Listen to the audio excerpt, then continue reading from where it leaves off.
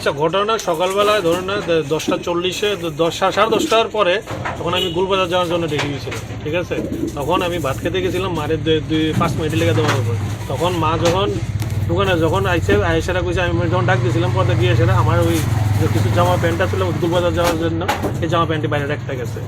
এই আইতে তখন চুটটা ঢুকে সেটা ক্যাশে হাত দিয়ে সেটা 10-12 হাজার টাকা যা ছিল সব নিয়ে গেছে। সে কর্নেল চমই রাজাবাবু কর্নেল বাড়ি চুলটা ভিডিও ফুটেজ আইছে, ক্যামেরা সিসি ক্যামেরাতে পুরো আইছে।